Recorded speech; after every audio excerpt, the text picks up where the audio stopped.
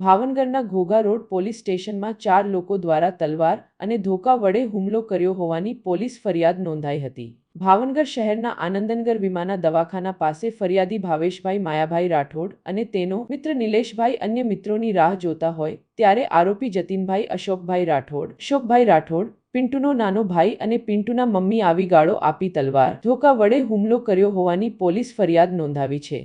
જો કે ઈજાગ્રસ્ત હોસ્પિટલમાં સારવારમાં છે।